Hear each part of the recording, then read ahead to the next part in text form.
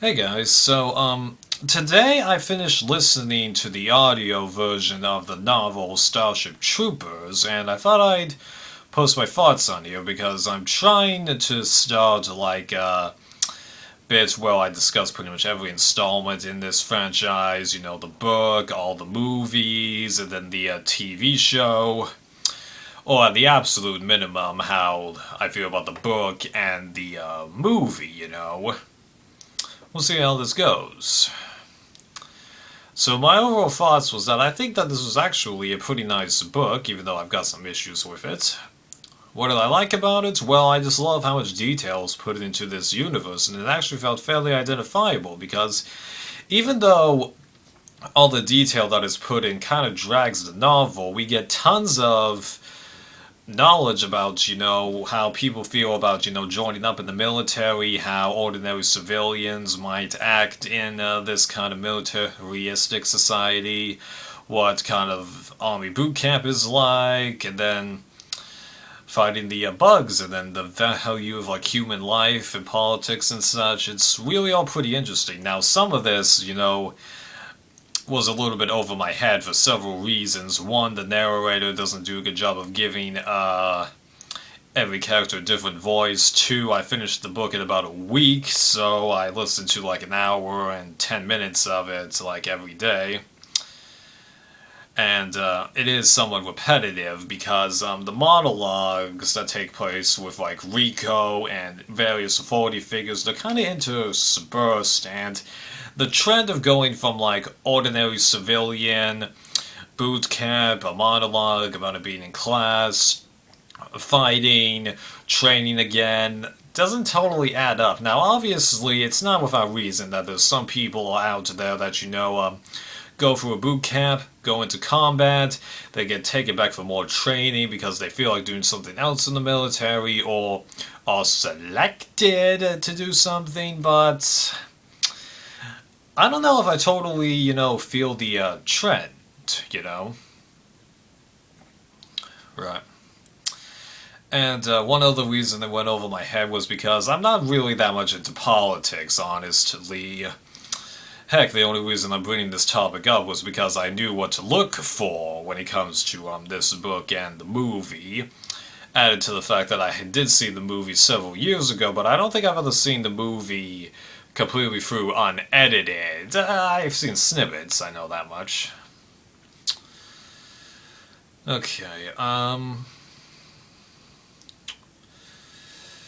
But I'm really glad that we did get this detail about like the military and such because I might get a tad bit offensive towards some people here, but I'm not trying to be.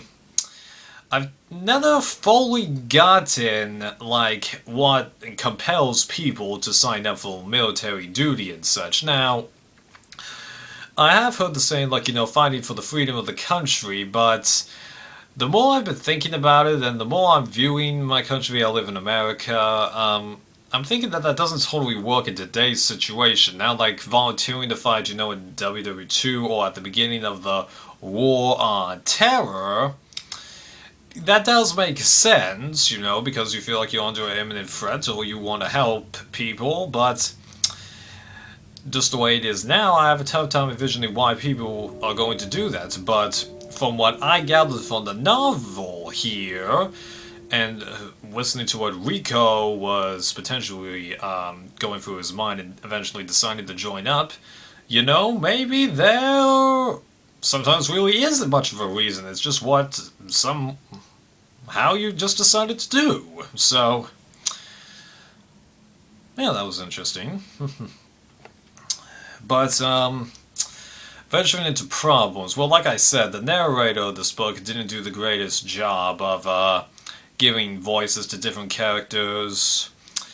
As I said, it was somewhat repetitive, and I only picked up various chunks, although the chunks that I picked up were great, let me tell you.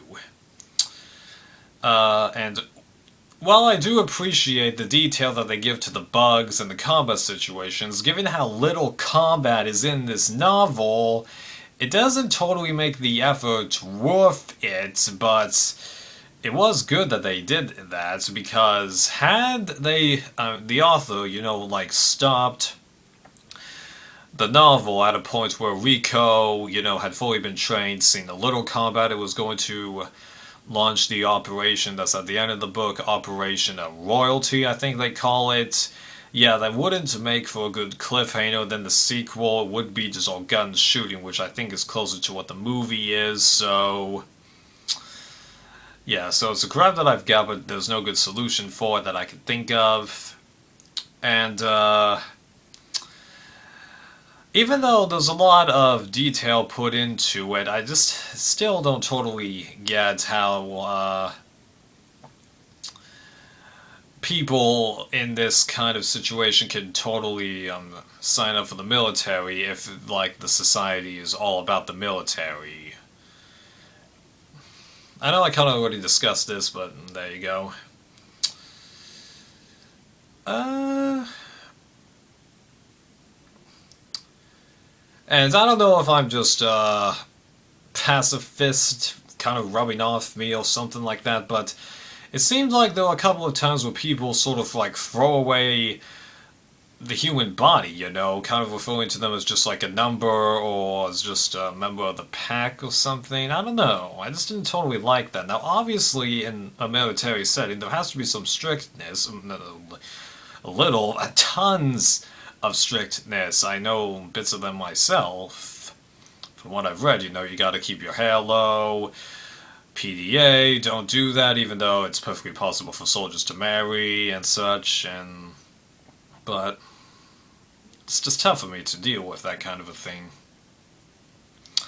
Even though I've seen, pretty disturbing movies and such, like Unthinkable. Yeah, that's a good movie, even though it's one of the top 5 disturbing movies I've ever seen. Well, I think that pretty much sums my thoughts up about this book. Like with the book itself, I think I was a little repetitive, but I hope you enjoy what I had to hear, and I'm planning on viewing the movie the day after I'm recording this, and then hopefully I'll have time to dive into the extras in there, because I don't just want to watch the movie, I want to hear the thoughts on various people involved with the making of and movie and such. You know what I'm talking about, yeah. Later.